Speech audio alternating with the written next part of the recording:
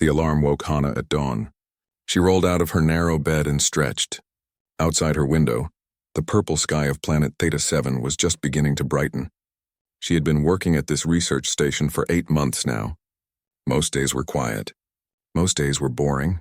Today would be different. Hana pulled on her uniform and walked to the station cafeteria. The coffee machine hummed as it poured her usual cup. She sat alone at a table near the window.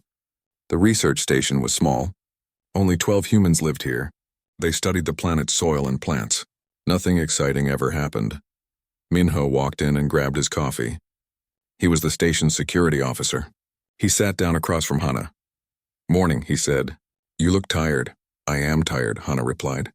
"Bad dreams. About what?" "I don't remember." Minho shrugged and drank his coffee. They sat in comfortable silence. Outside, the purple sky turned orange. Strange birds flew past the window. Their wings made soft whistling sounds. After breakfast, Hana went to her lab.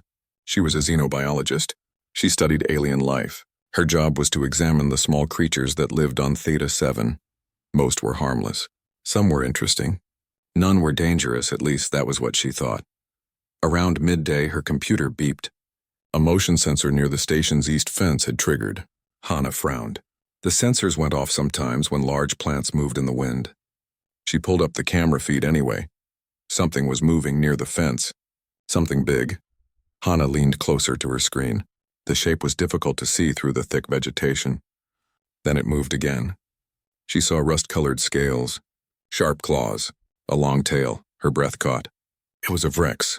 The Vrex were the most feared predators in the galaxy. They stood over 8 feet tall when fully grown. Their jaws could crush steel. Their claws could tear through armor. They were born warriors. Every species in known space feared them, but this one was small. Very small. It was a cub. Hana watched as the creature stumbled. It fell against the fence. Something was wrong. She zoomed in the camera. There was blood on its side. A deep wound ran along its ribs. She should call Minho. She should report this immediately. The Vrex Empire would want to know one of their young was here, but something stopped her. The cub looked so small, so hurt. So alone, Hana made a decision. She grabbed her medical kit and headed for the door. The walk to the east fence took 10 minutes. Hana moved carefully through the tall grass. The vegetation here was thick and damp. Strange insects buzzed around her head. She kept her eyes on the ground, watching for anything dangerous. When she reached the fence, the cub was still there. It had collapsed in a heap. Its breathing was shallow. Up close, Hana could see how young it really was. Maybe 6 months old. Its scales were still soft.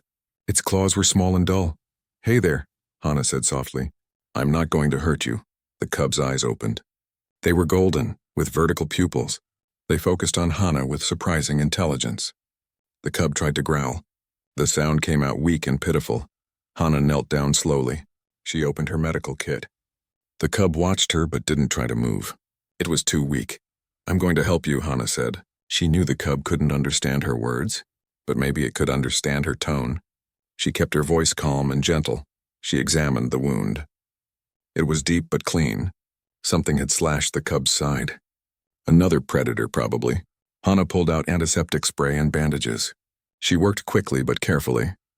The cub flinched when she touched the wound. Its claws flexed, but it didn't attack. It just watched her with those intelligent golden eyes. Hana cleaned the wound and wrapped it in sterile bandages. She gave the cub an injection of pain medicine. Then she sat back. "There," she said. "All done." The cub stared at her. Then slowly it tried to stand. Its legs shook. It took one step toward Hana, then another. Then it tried to climb into her lap. Hana gasped. The cub was small for a Vrex, but it still weighed at least 60 pounds. Its claws dug into her legs as it scrambled up. She put her hands on its shoulders. "Whoa, wait," she said. She sighed. "You're heavy." The cub stopped climbing. It looked up at her. Hana gently pushed it back down. The cub seemed to understand. It settled on the ground beside her instead. It pressed its body against her leg. A low rumble came from its chest. Not a growl. A purr. Hana couldn't believe it. The cub was purring. She had never heard of a Vrex making that sound. She reached down carefully and touched its head. The scales were warm and smooth. The cub leaned into her touch. They sat like that for a long time. Hana knew she should move. She should report this. But she couldn't bring herself to leave.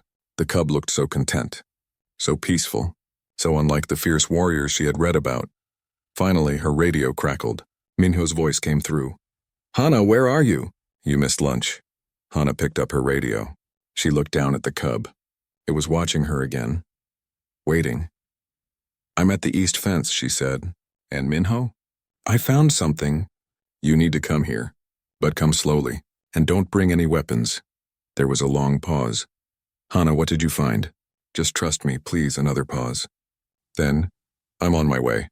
Hana put down the radio. The cub was still pressed against her leg. Its eyes were starting to close. The pain medicine was making it sleepy.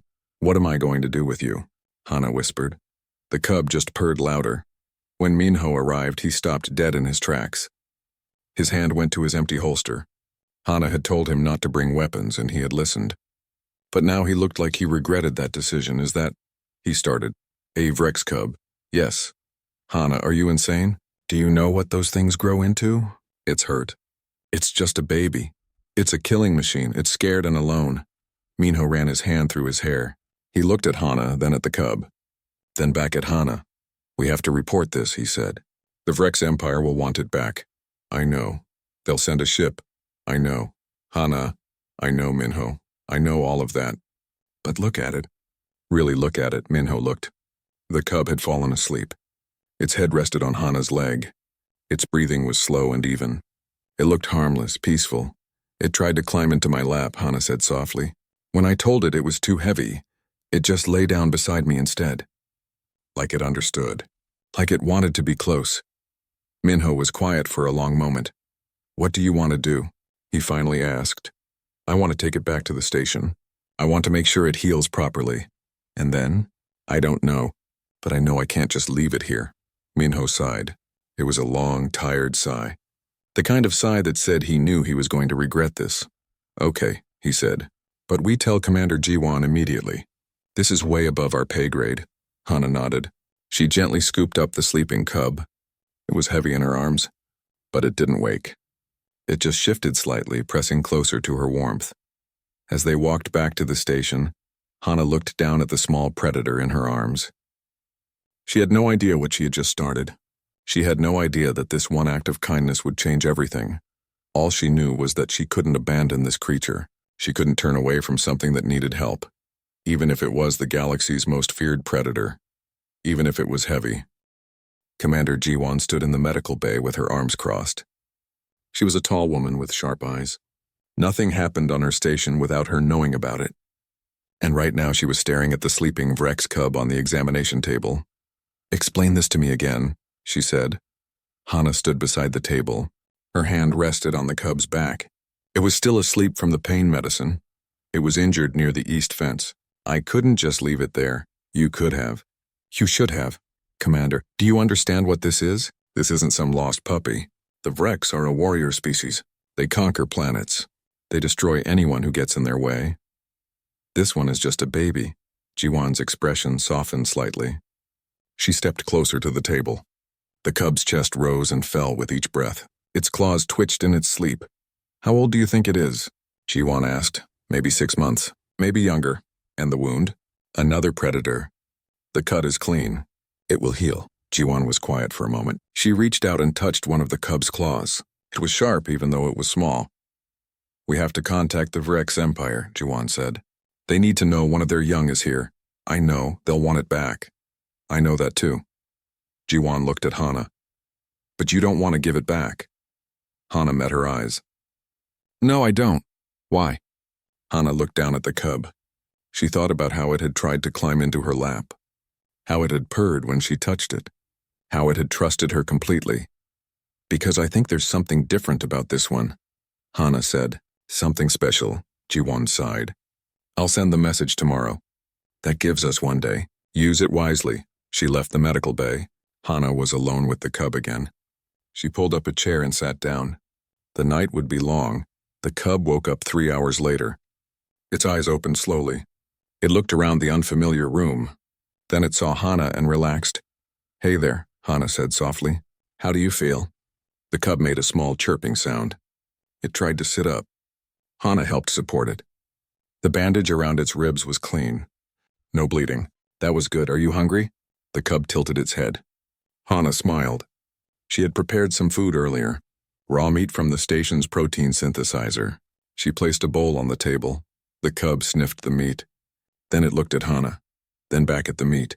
It seemed confused. It's okay, Hana said. You can eat. The cub took a small piece. It ate carefully, watching Hana the whole time. When it finished, it chirped again. The sound was almost like a thank you. Over the next few hours, Hana learned a lot about her new friend. The cub was intelligent. Very intelligent. It learned quickly. When Hana said no, it understood. When she pointed at something, it looked. When she moved, it followed. By morning, the cub was following her everywhere. It walked beside her through the station hallways. It sat near her feet when she worked. When she ate breakfast, it lay down beside her chair. The other station workers didn't know what to think. Some were scared. Some were curious. Minyo kept his distance but watched everything carefully. Yunji, the station's research assistant, was fascinated. She was young and excitable. She had studied alien species all her life, but she had never seen a Vrex up close. Can I touch it? She asked. Hana looked at the cub. It was watching Yunji with calm golden eyes. Go slowly, Hana said. Let it sniff your hand first. Yunji held out her hand. The cub leaned forward and sniffed. Then it pressed its head against her palm. Yunji gasped. It's so warm, she said. And soft. Its scales are still developing. They'll get harder as it grows. What are you going to name it? Hana hadn't thought about that. She looked at the cub's rust-colored scales. They gleamed in the station's lights. Copper, she said. I'll call it Copper. Yunji smiled. That's perfect, but not everyone was happy. That afternoon, Jiwon called a station meeting. All 12 workers gathered in the common room. Copper stayed close to Hana, pressing against her leg. I've sent a message to the Vrex Empire, Jiwon announced. I've informed them that one of their young is here. Safe and healthy. Murmurs went through the crowd. Everyone knew what this meant. How long until they respond? Minyo asked. Could be days. Could be weeks. The Vrex don't share their communication protocols with us. What happens when they get here? Yunji asked. They'll take the cub back. That's their right. Hana felt her chest tighten. Copper looked up at her. Those golden eyes were so trusting. So innocent. What if they don't respond? Hana asked. Jiwon looked at her. Then we keep trying. We can't keep a Vrex cub. You know that. Why not? The room went silent. Everyone stared at Hana. Excuse me? Jiwon said. Why can't we keep it? It's not hurting anyone. It's happy here. It's a Vrex. So what? It's also a living being. It deserves a choice, and it's 6 months old. It can't make choices. Then I'll make them for it. And I choose to keep it safe. Jiwon's expression hardened. That's not your decision. Then whose decision is it? The Empire's? They abandoned it. They left it to die. We don't know that. Look at it. Hana's voice rose. It was alone, hurt, scared. No adult came for it. No one protected it. If I hadn't found it, it would be dead right now. Copper whined softly. It could sense Hana's distress. It pressed closer to her. Jiwon took a deep breath. Hana, I understand how you feel. But this is bigger than your feelings. The Vrex Empire is powerful. We can't afford to make them angry. I'm not asking to make them angry. I'm asking to protect one small creature. One small creature that will grow into an apex predator. Maybe. Or maybe it will grow into something better. The room was silent again. Jiwon looked around at her crew. Some nodded. Some looked uncertain. Minyo was frowning. Hunji was smiling. We'll discuss this later, Jiwon finally said. Meeting dismissed. Everyone left except Hana, Copper, and Yunji. Yunji sat down beside Hana. That was brave, she said. That was stupid, Hana replied. I probably just ended my career. Maybe, but you were right. Copper deserves better. Copper chirped and looked between them. It seemed to understand they were talking about it. I've been doing research, Yunji said. About the Vrex, about their culture. And? It's fascinating. And terrible. Vrex cubs are raised in what they call combat creches. Basically, they're training camps. The cubs fight each other. The weak die. The strong survive. Hana felt sick. That's barbaric. That's their way. They believe it makes them strong, unbeatable. What about families? Parents? Vrex don't really have families like we do. The cubs are raised by the state. Parents drop them off and leave. The cubs that survive become warriors. The ones that don't, Yunji shrugged. They don't talk about them. Hana looked down at Copper. It had curled up beside her. Its eyes were half closed. It looked so peaceful. So content, I can't send it back to that, Hana said. I won't. The Empire won't give you a choice, then I'll find a way. There has to be something in galactic law, some protection for endangered juveniles. Yunji pulled out her tablet. Let me look. They spent the next few hours researching. Copper slept beside them, occasionally making small snoring sounds. It was almost cute. Almost normal, except nothing about this situation was normal. 3 days passed. No response from the Vrex Empire. Hana spent every moment with Copper. She taught it simple commands in Korean. Sit, stay, come. Copper learned them all within hours. But it learned something else too, something unexpected. Hana was working in her lab when she heard a crash. She ran to the common room. Copper was standing near the water dispenser. The machine was sparking. A puddle of water spread across the floor. Minho was lying on the ground. He was soaking wet. What happened? Hana asked. Minho pointed at Copper. Your pet just saved my life. What? The dispenser malfunctioned. Started sparking. I was about to touch it. The cub tackled me out of the way. Hana looked at Copper. The cub was watching Minho with concern. Its tail swished nervously. Are you sure? I'm sure. It recognized the danger before I did. Hana knelt beside Copper. Good job, she said. Good, Copper. Copper chirped and pressed its head against her hand. That night, Yunji burst into Hana's quarters. Her eyes were wide with excitement. I found something, she said. In the historical database. What? Do you know what humans used to do? Thousands of years ago. Yunji, please. I'm tired. We domesticated wolves. We took apex predators and turned them into dogs. Into companions. Into family, Hana sat up. What? Wolves were dangerous. They hunted in packs. They killed livestock. They were feared. But humans didn't see just predators. We saw potential. We saw friends. And we were right. Dogs became our best friends. Our protectors. Our companions. We didn't change what they were. We just showed them another way to live. Hana looked at Copper. The cub was sleeping on a blanket in the corner. It looked so small, so harmless. You think we can do that with Copper? I think you already are. That night, Hana couldn't sleep. She kept thinking about wolves and dogs, about predators and friends, about choices and chances. Copper woke up and walked over to her bed. It looked up at her with those golden eyes. Hana patted the blanket beside her. Come on up. Copper jumped onto the bed. Hana was ready this time. She sighed. You're heavy. Copper seemed to remember this from before. It shifted and lay down beside her instead of on top of her. It pressed close, sharing its warmth. Hana put her hand on its back. She could feel its heartbeat, steady and strong. We're going to figure this out, she whispered. I promise. Copper purred. And somewhere in space, a Vrex warship received a message. A message about a lost cub. A message that would change everything. The ship turned. The warship appeared in orbit 6 days after Jiwon sent the message. It was massive. Dark metal gleamed against the purple sky. Hana watched it through the station windows.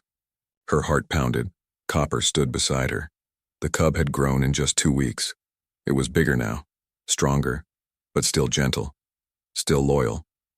They're here, Minho said quietly. He stood behind them. His hand rested on his weapon. Not threatening, just ready. I know. Jiwon wants you in the landing bay. They're sending down a shuttle. Hana nodded. She looked down at Copper. Come on, let's go meet them. Copper chirped and followed her. It walked close to her side. Always close. Always watching. Always protecting. The landing bay was cold. The large doors were open to allow the shuttle inside. Wind whipped through the space. Hana's hair flew around her face. She pushed it back and waited. Jiwon stood at the front. Minho stood beside her. Yunji was there too. So was Dayun, the station's head engineer. They all waited together. The shuttle landed with a loud thump. Steam hissed from its engines. The boarding ramp lowered slowly. 3 Vrex walked out. Hana had seen pictures of adult Vrex, But pictures didn't capture how big they really were, how powerful, how terrifying. The first one stood over 8 feet tall. Its scales were darker than Copper's, almost black. Its eyes glowed with orange fire. Sharp teeth showed when it breathed. Each hand had claws longer than knives. This was Warclaw Ryuk, Copper's father. The shuttle manifest had told them his name and rank. The other 2 Vreks were guards. They carried weapons. They looked ready to fight at any moment. Ryuk walked forward. His steps were heavy. Each one shook the ground. He stopped 10 feet away from Jiwon. "I am Warclaw Ryuk of the Vreks Empire," he said. His voice was deep and rumbling. "You have my offspring." Jiwon stepped forward. She showed no fear. Hana admired that. "I am Commander Jiwon. Welcome to Research Station Theta 7. Your offspring is safe and healthy." Ryuk's eyes scanned the group. They stopped on Copper. The cub was partially hidden behind Hana's legs. It was the first time Hana had seen Copper act shy. "Bring it to me," Ryuk commanded. Hana felt Copper press closer to her. The cub was shaking, not from cold, from fear. "No," Hana said. Everyone turned to look at her. Minho closed his eyes. Yunji gasped. Jiwon's jaw tightened. Ryuk focused on Hana. His orange eyes narrowed. "What did you say?" "I said no." Hana's voice was steady. She was terrified, but she wouldn't show it. "Copper is scared. It doesn't want to go with you." "Copper?" Ryuk's head tilted. "You named my offspring?" "Yes." "It does not need a name. It has a designation. Combat Unit 7742. "That's not a name. That's a number." Ryuk took a step forward. Minho's hand moved to his weapon. The Vreks guards tensed. "Human," Ryuk said slowly. "You do not understand our ways. The offspring belongs to the Empire. It will return with me. It will be trained. It will become a warrior." "What if it doesn't want to be a warrior?" Ryuk stared at her. Then he laughed. The sound was harsh and loud. It echoed through the bay. "Want? It is Vreks. It is born to fight, born to conquer. That is what we are. Maybe that's what you were taught. But Copper has learned something different. Copper," Ryuk said the name like it tasted bad, "has learned weakness. It's learned kindness. There's a difference." Ryuk stopped laughing. He studied Hana carefully. "You are the one who found it." "Yes." "You tended its wounds." "Yes." "Why?" "Because it needed help. It would have died. That is the way. The weak do not survive. That's not the only way. Humans have a different path." Ryuk was silent for a moment. He looked at Copper again. The cub had stopped shaking. It stepped out from behind Hana's legs. It looked up at its father. "Come," Ryuk commanded. "Now." Copper looked at Ryuk, then at Hana, then back at Ryuk. It made a small sound. Not quite a chirp, not quite a growl. Something uncertain. "Copper," Hana said softly. "It's okay. You can choose." "Choose?" Ryuk's voice was sharp. "It is a cub. It cannot choose. It's intelligent, more intelligent than you think. I know how intelligent Vreks cubs are. I was trained with hundreds of them. Only 20 survived." Hana felt sick. "You're saying 80% of your young die in training? The strong survive. That is our way. That's murder." Ryuk's eyes flashed. "Careful, human. You speak of things you do not understand." Jiwon stepped forward. "Perhaps we should discuss this inside, away from the cold." Ryuk looked at her, then at Hana, then at Copper. Finally, he nodded. "Very well, but I will have my offspring before I leave." They moved to the conference room. It was warmer there, more comfortable, but the tension was thick enough to cut. Ryuk sat in a chair that groaned under his weight. His guards stood by the door. Copper stayed close to Hana. "Tell me, human," Ryuk said. "What has my offspring learned in your care?" Hana thought carefully. "It's learned to trust, to bond, to protect." "Protect?" It is a cub. It saved one of our people from injury. It recognized danger and acted. Ryuk's expression didn't change, but his eyes showed interest. Explain. Minho spoke up. A machine malfunctioned. I didn't see the danger. The cub did. It pushed me away before I was hurt. It recognized electrical danger? Ryuk asked. At 6 months? Yes. Ryuk was quiet. His claws tapped on the table. A slow, rhythmic sound. In the combat creches, he finally said, cubs learn to fight, to kill, to dominate. They learn these things by 2 years old, but they do not learn to recognize dangers beyond direct threats. Many die to traps, to environmental hazards. Copper learned to think, Hana said, not just to fight. There is no difference. Thinking is for planning attacks. Thinking is for solving problems. Not everything is a battle. Ryuk leaned forward. For Vrex, everything is a battle. That is why we rule 30 systems. That is why other species fear us. And is that enough? Hana asked. To be feared? It is everything.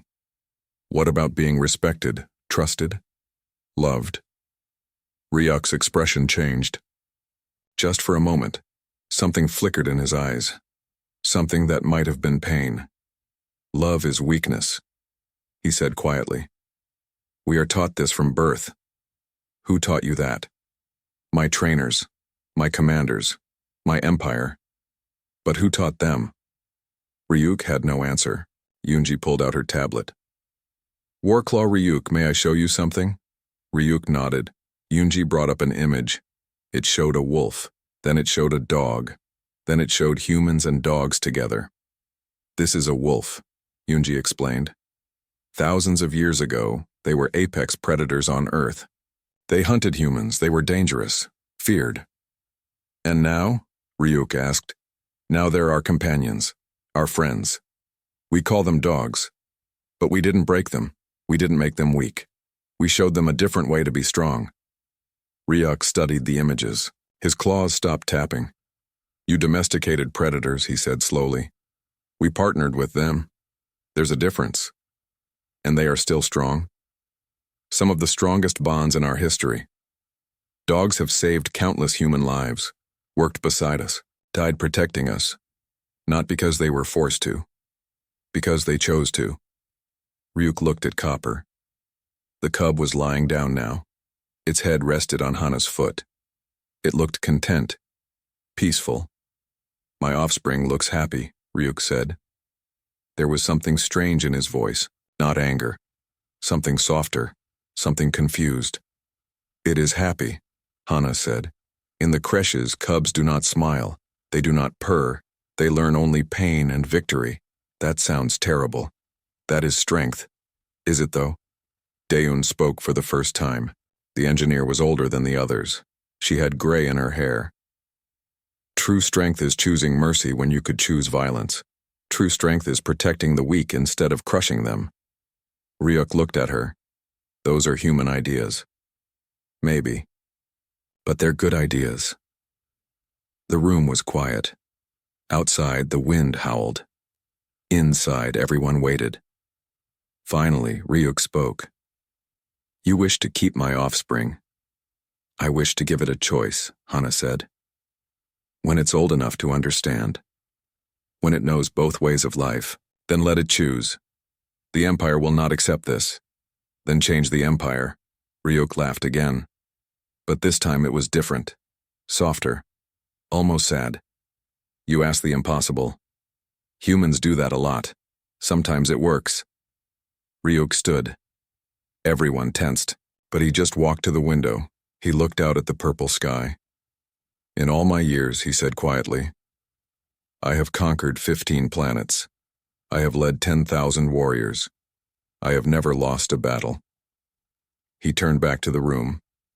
But I have also never seen a Vrex cub purr. I have never seen one choose to stay close to another being. I have never seen one look happy. He looked at Copper.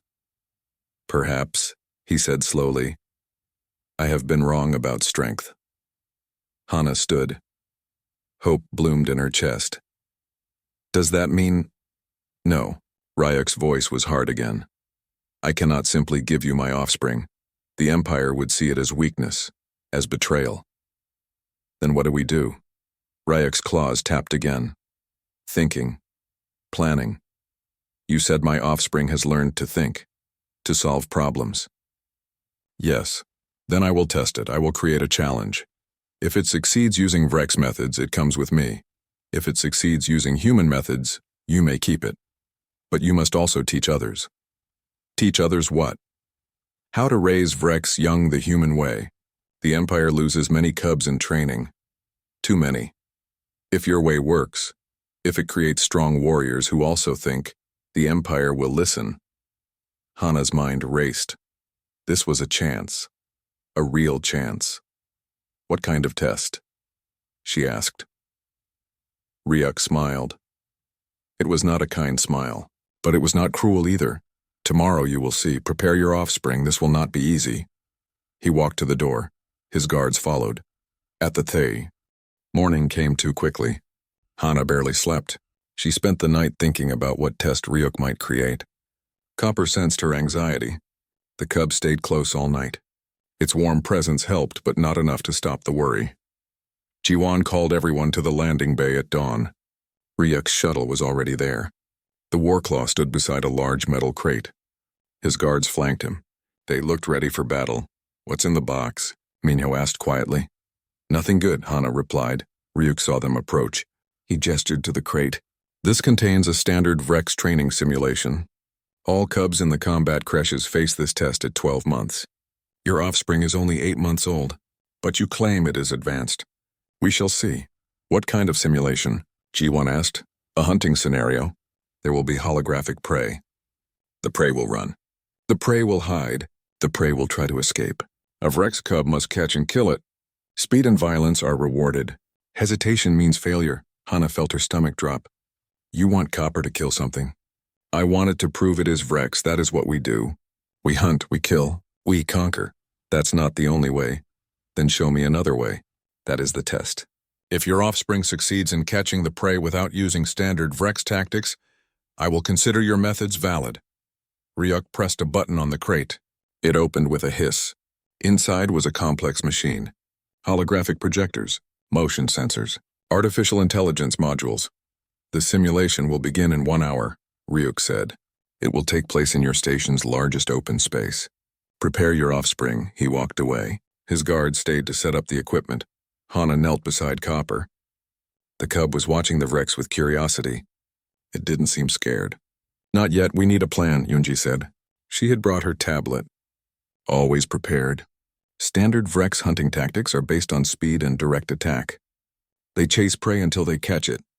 Very simple. Very violent. What other options do we have? Hana asked.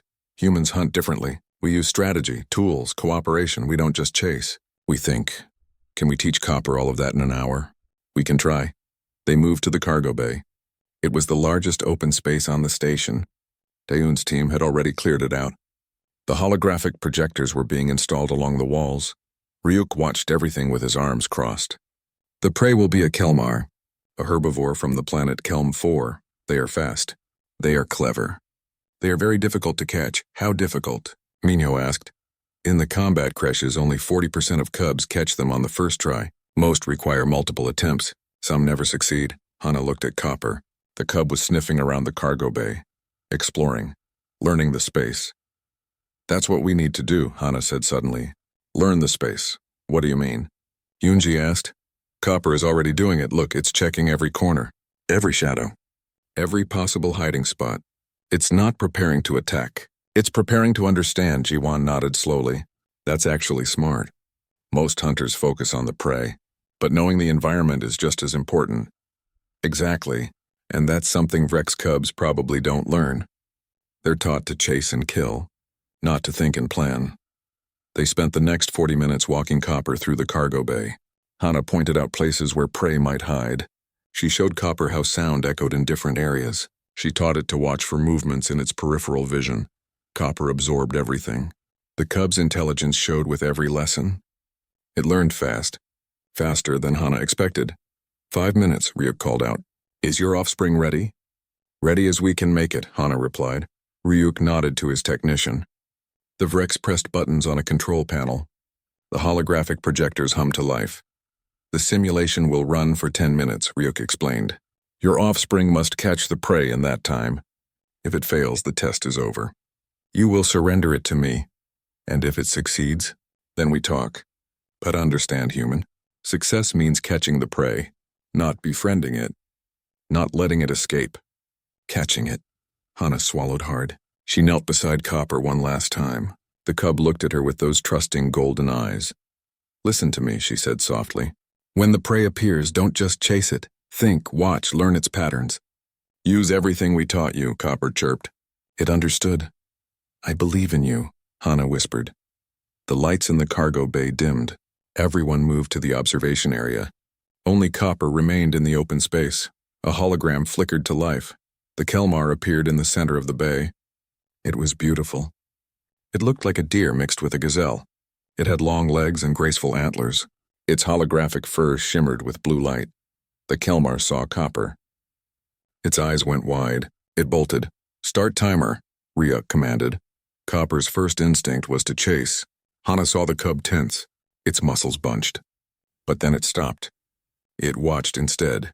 The Kelmar ran to the far wall. It bounced off and changed direction, fast, very fast. Copper didn't chase. It turned its head, watching, learning. What is it doing? One of Ryuk's guards asked. Why does it not attack? Shh, Hana said. Just watch. The Kelmar ran in a zigzag pattern, left, right, left, right. It was trying to confuse any predator. A standard Vrex cub would chase directly, would try to match the Kelmar's speed, would exhaust itself, but Copper didn't chase. Not yet. 3 minutes elapsed, Ryuk announced. Your offspring has not moved. Trust the process, Hana said. Her heart was pounding. The Kelmar made another turn.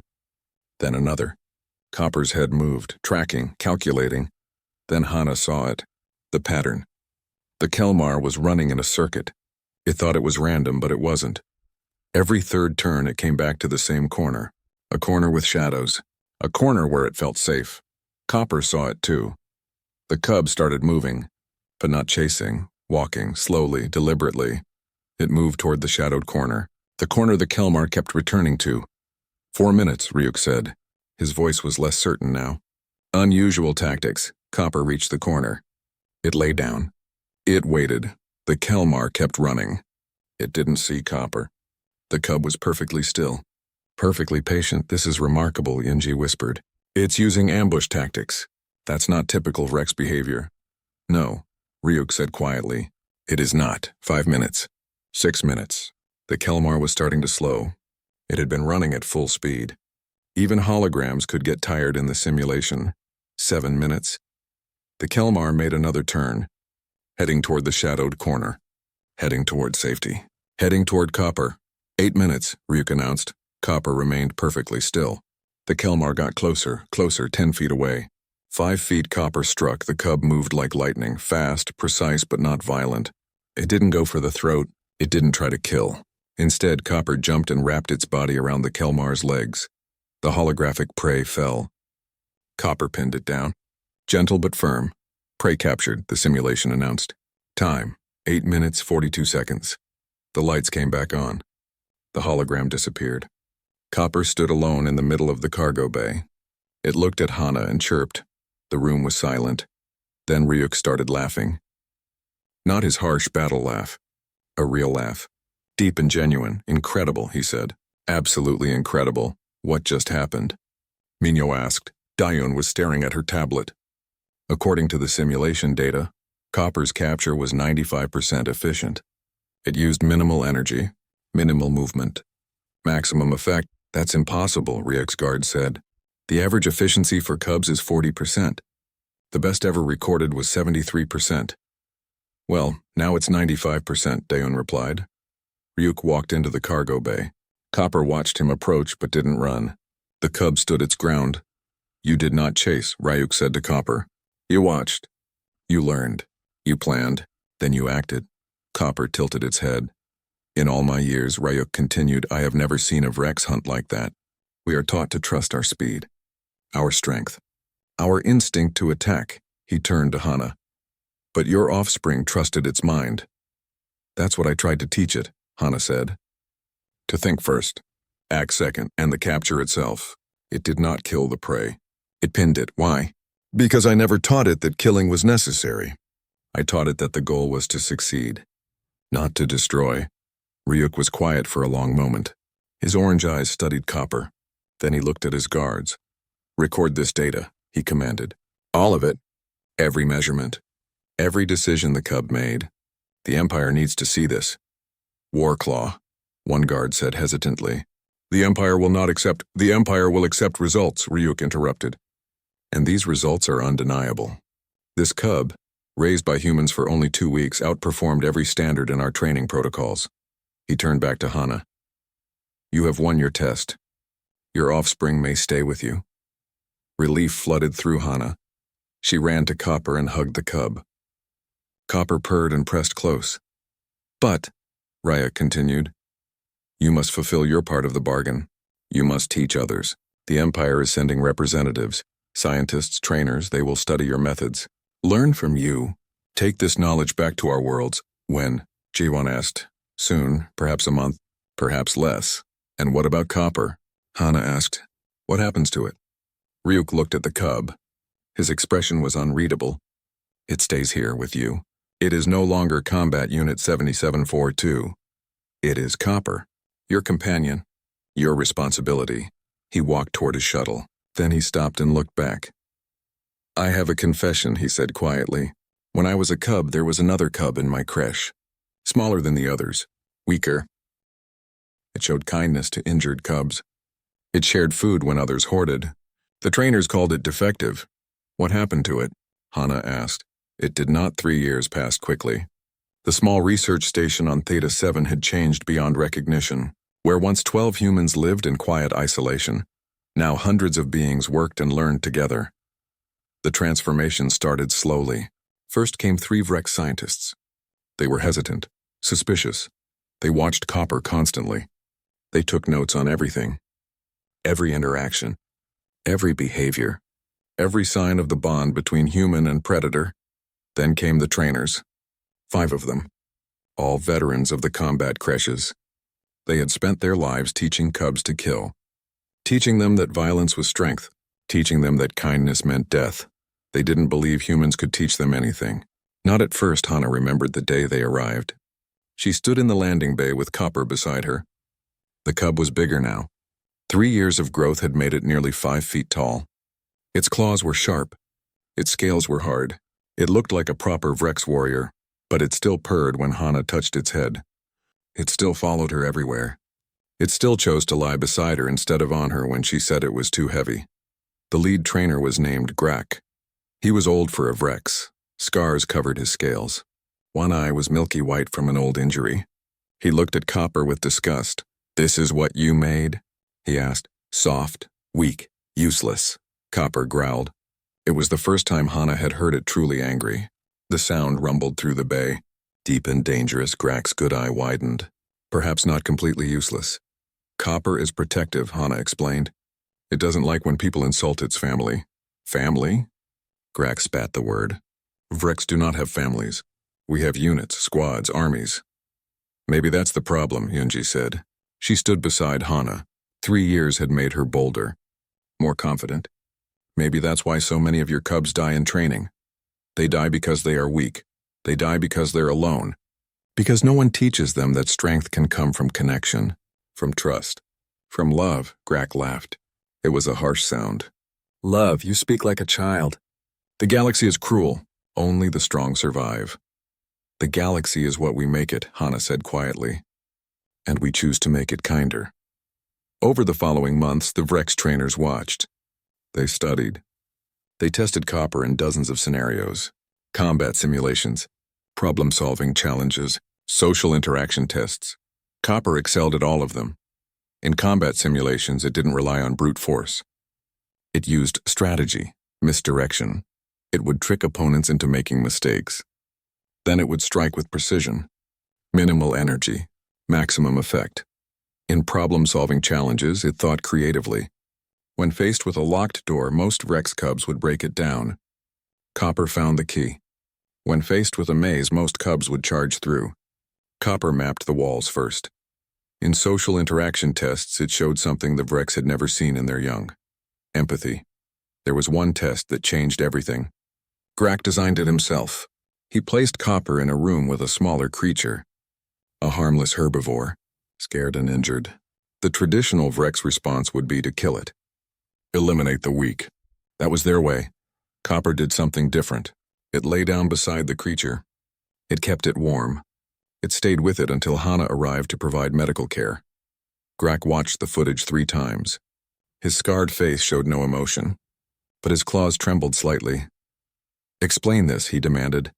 Copper learned compassion, Hana said simply. It learned that protecting the weak is also a form of strength. That is impossible. Vrex are predators. We do not protect prey. You protect your cubs, don't you? When they're very young, before they go to the creches, Grak was silent. It was not a comfortable silence. We protect them for 6 months, he finally said, until they are strong enough to survive the creches. What if you protected them longer? What if you taught them trust before you taught them violence? They would be weak, would they? Dawn joined the conversation. She had become the station's unofficial liaison between humans and Vrex. Or would they be strong in different ways? She pulled up data on her tablet. Look at these numbers. Copper's reaction time, problem-solving ability, stress tolerance, all higher than the average Vrex warrior. And do you know why? Why? Grak asked reluctantly. Because it's not afraid. Most Vrex cubs live in constant fear. Fear of failure. Fear of death. Fear of showing weakness. That fear makes them reactive, predictable. Copper doesn't have that fear, so it can think clearly, act decisively, adapt quickly. Grak studied the data. His eyes scanned each number, each graph, each comparison. This cannot be replicated, he said, but his voice lacked conviction. It can, Hana said. We've already started. She gestured to the observation window. Below, in a specially designed habitat, 3 young Vrex cubs were playing. Actually playing, chasing each other, making chirping sounds, having fun. 6 months ago, the Empire had sent them as a second test. 3 cubs too young for the creches.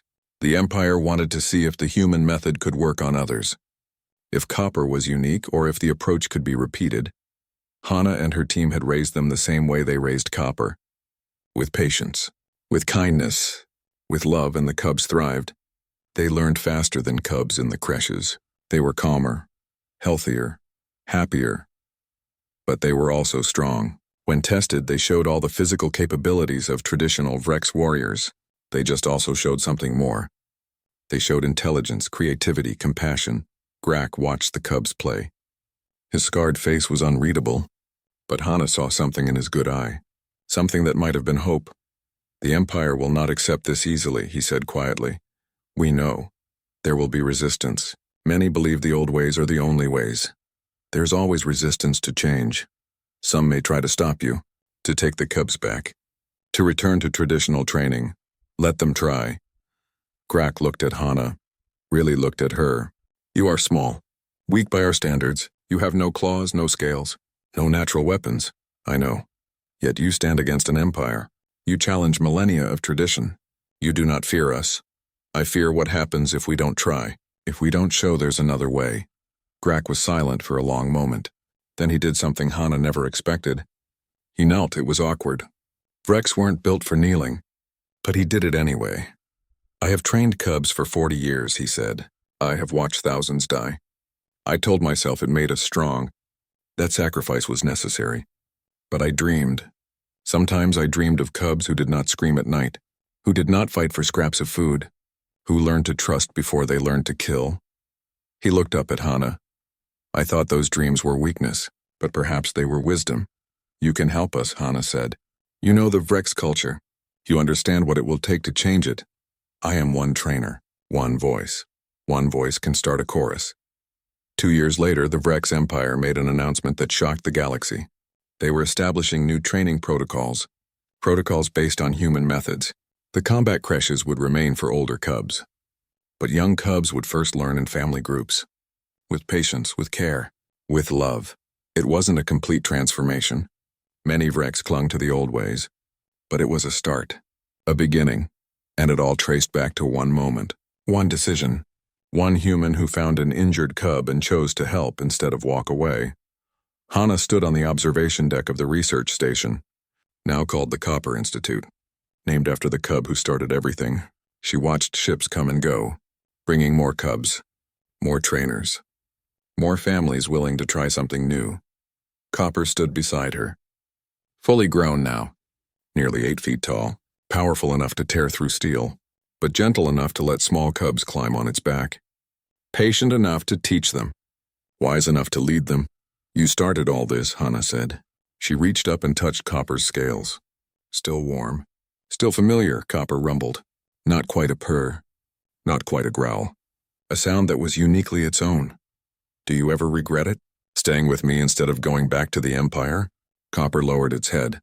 It pressed against Hannah's shoulder. The answer was clear. Minho walked up. He was older now. Gray touched his temples. But he still served as head of security, now protecting not just humans but dozens of species who came to learn. Big day tomorrow, he said. I know. The Vrex High Council is sending representatives. They want to see the results firsthand. Are you worried? Always, but also hopeful. Tomorrow would be another test. Another chance to prove the human way worked. Not just for one cub, but for an entire species. Yunji joined them. She was now the Institute's lead researcher. She had published dozens of papers on interspecies bonding, on the psychology of predator domestication, on the power of compassion. The cubs are ready, she said. They've prepared a demonstration. Something special. What kind of demonstration? You'll see. Trust them. The next day, the Vrex High Council arrived, 5 of the Empire's most powerful warriors. They walked through the Institute with cold eyes, judging, evaluating, looking for any sign of weakness. They were led to a large amphitheater, the station's biggest space. Hundreds of beings had gathered, humans, Vrex, other species who had come to observe, to learn, to hope. The council sat in the front row. Hannah sat beside them. Copper stood behind her, always protective, always watching. The lights dimmed. The stage lit up. 20 young Vrex walked out. The cubs' tea,